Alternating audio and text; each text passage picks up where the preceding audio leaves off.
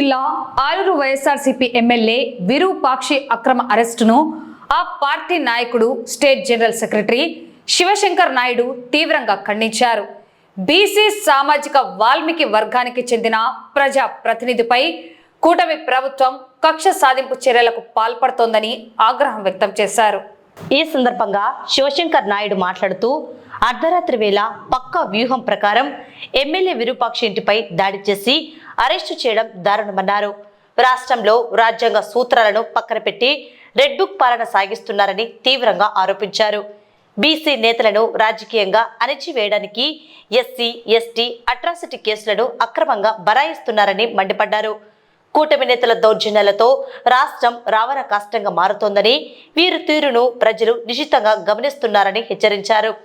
బాధితులకు అండగా నిలవాల్సిన పోలీస్ వ్యవస్థ ప్రభుత్వానికి కొమ్ము కాస్తూ అక్రమ కేసులు బనాయించడం దుర్మార్గమైన చర్య అని పేర్కొన్నారు. తక్షణమే ఎమ్మెల్యే విరూపాక్షిపై బనాయించిన అక్రమ కేసులను ఎత్తివేసి ఆయనను బేషరతుగా విడుదల చేయాలని శివశంకర్ నాయుడు డిమాండ్ చేశారు. నిన్న జరిగిన సంఘటన చిప్పగిరి మండలంలో మెల్లెక్కల్ అనే ఒక గ్రామంలో వైఎస్ఆర్ కార్యకర్త మీద దాడి జరిగితే, అంటే పరస్పర దాడి వాళ్ళు చేసుకుంటే, ఇక్కడ స్థానికుడు ఎమ్మెల్యే గారు బుచ్చ విరూపాక్షి అనే వ్యక్తి వైసీపీ కార్యకర్తను పరామర్శడానికి వెళితే ఇతని మీద దాడి చేశారు టీడీపీ మూకలు.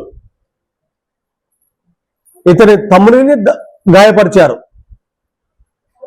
తదనంతరం సరే తప్పించుకొని ఇంటికి వస్తే, ఇంటికి వచ్చిన తర్వాత దాదాపుగా తెల్లవారుజామున 2:45 ఇంటి డోర్లు పగలగొట్టి సీసీ కెమెరా ధ్వంసం చేసి వాటికి సంబంధించినటువంటి డిస్కులు పోలీసు వారే ఎత్తుకెళ్లి అతన్ని అరెస్ట్ చేయడం జరిగింది.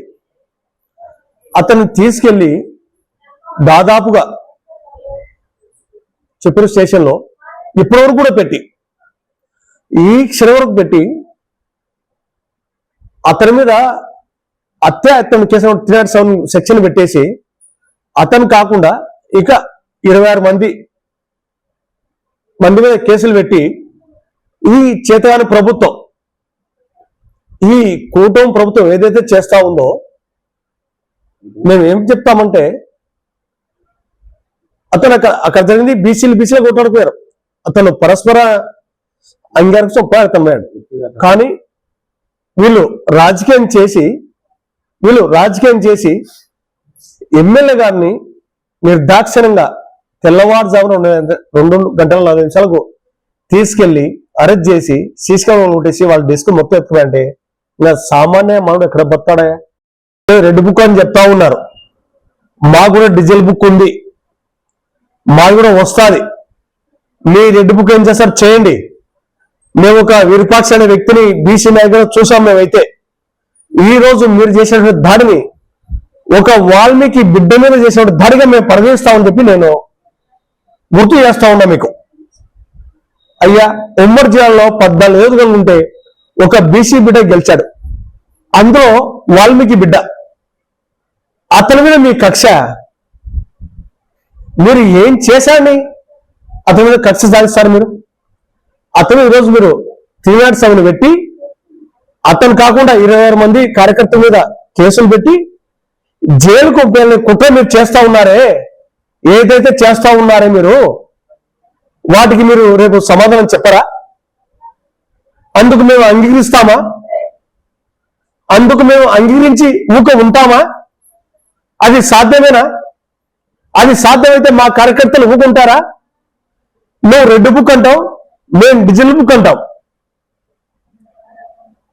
చేతగాని దద్దమ్మ ప్రభుత్వం, కూటమి ప్రభుత్వం. మీకు ఎటు బీసీలకు చేసే ఉద్దేశం మీకు లేదు. ముఖ్యంగా వాల్మీకులు అంటే చంద్రబాబుకి అసలు వచ్చరు, అది అందరూ తెలిసే విషయమే.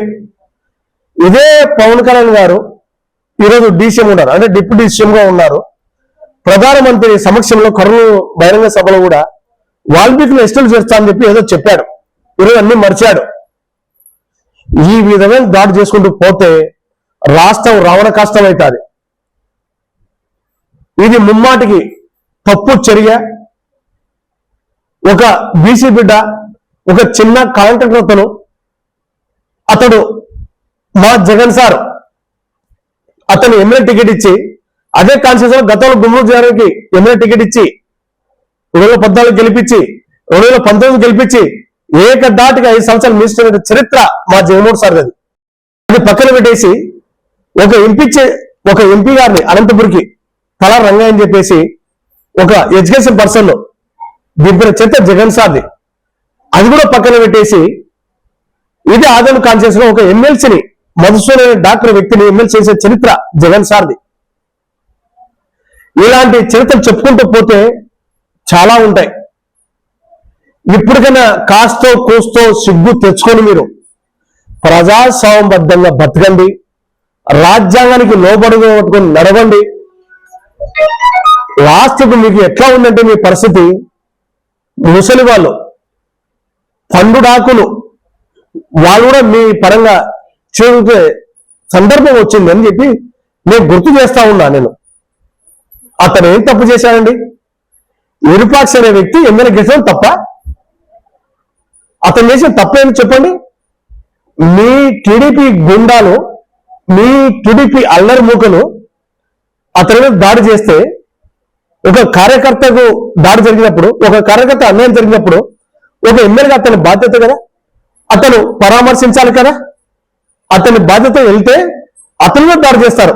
అతని తమ్ముని మీద దాడి చేసి గాయపరిచారు. ఎంత దుర్మార్గమైన చర్య ఈరోజు రాష్ట్రంలో ఉందా? ఏ రోజన్నా గతంలో ఎన్టీఆర్ ప్రభుత్వం కూడా చేశాం మేము.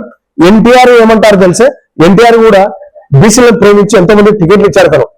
ఆ పార్టీ దొంగులుకొని, ఆ పార్టీ మీరు దొంగులుకొని ఈ రోజు కూడా సింగిల్ బీజేపీ మీద గెలిచిన సత్తా మీకు లేదు. టీడీపీకి కూటమి ఏర్పడి మీరు ఉమ్మడికి వచ్చి మీరు యుద్ధం చేస్తారు తప్ప ఇక్కడ మీకు జరిగింది కానీ, మీకు ఒరిగింది కానీ, మీకు ప్రజలు చేసింది కానీ, మీకు ప్రజాస్వామ్యంలో మీకు ఉండేది కానీ లేదు. అదేందో రేపు ప్రజాస్వామ్యం రేపు తెలుస్తుంది. రేపు అక్టోబర్ సెప్టెంబర్లో లోకల్ బాడీస్ ఉన్నాయి, అదేదో మీకు తెలుస్తుంది. మా జగన్మోహన్ అనే వ్యక్తి ఈవీఎం నమ్ముకొని బతకలే, ప్రజలు నమ్ముకున్నాడు, ప్రజాస్వామ్యంలో బతికాడు. ఎవరండి చేసింది? ఇన్ని సచివాలయాలు, ఆర్బికే సెంటర్లు, హెల్త్ సెంటర్లు, ప్రతి వ్యక్తి ఈ పార్టీలా ఆ పార్టీలా, కులం లేదు, మతం లేదు, ప్రతి వ్యక్తికి సంక్షేమ అది మాది కదా, మా ప్రభుత్వం కదా అది. మీరు నిన్న పెన్షన్ ఇస్తే 2 లక్షల సెలవుగా వేస్తారు, మీరు కట్ చేశారు. మీరు పిల్లలకు అమౌంట్ వేడికే దాదాపు 14 లక్షల సెలవు పిల్లలకు మీరు కట్ చేస్తారు. ఇదే మీ ప్రభుత్వం. కనీసం సిగ్గుపడాల్సిన సందర్భం మీకు ఉంది కదా. వీరవీరంగా చర్య అంటే కూడా చెప్పమంటారు మీకు. నిన్న భోగాపురం అనే ఒక ఎయిర్పోర్ట్ ఓపెన్ చేస్తే మొత్తం నాదంటాడు ఈయన.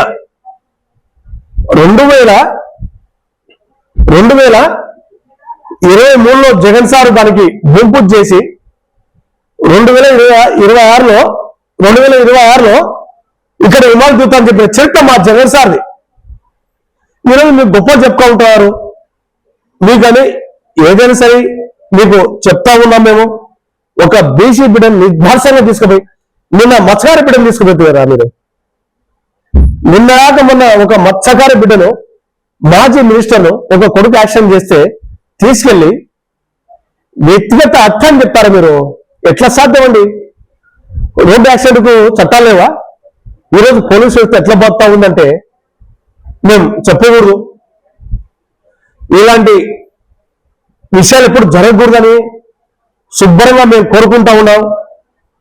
మీరు చేసే పనులకు మేము తిరిగి చేయాల్సిన సందర్భం ఏర్పడుతుంది. ఎక్కడ భయపడము, ఎక్కడ తగ్గం, ఎక్కడ లంగం. వేరుగా మేము ఇళ్ళలో ఉంటాం, ఇక్కడ నిద్రపోతాం, ఇక్కడే పడుకుంటాం. జెండా మార్చం, నాయకుడిని మార్చం. ఇది మా సిద్ధాంతం. ఇది అలాంటి కార్యకర్తలను తయారు చేసుకున్న పార్టీ ఏదైనా పార్టీ అంటే అది ఒక వైఎస్ఆర్ కాంగ్రెస్ పార్టీ. నేను గౌరవంగా చెప్తాను. ఒక బీసీపీ మీద మీరు ఈరోజు విరూపాక్షని తీసుకుపోయి కేసు పెట్టి తీసుకుపోతారు సార్ ఈరోజు సార్. వాటికి తోడు మళ్ళీ 20 మంది సార్ మళ్ళీ జోడించి సార్ మీ వాళ్ళు దాడి చేశారు కదా, మరి మా వాళ్ళు గాయపడ్డారు కదా, మా వాళ్ళకి ఇంజూరీ అయింది కదా, మా కూడా ఫస్ట్ చేశారు కదా, మా వాళ్ళు కూడా ఎమ్మెల్సీ జరిగింది కదా, మరి వాళ్ళ మీద కేసులు లేవా సార్? ఏం సార్ ఈ వెళ్ళనుకుంటే బాధ అనిపిస్తుంది. ప్రైవేట్ సేవలో బాగా బతకాలి. రాబోయే రోజుల్లో ప్రజలు చూస్తూ ఉంటారు. ఖచ్చితంగా మీకు తగిన గురపడం ఖచ్చితంగా చెప్పి చెప్పి సభ ముఖంగా చెప్తా ఉన్నాను.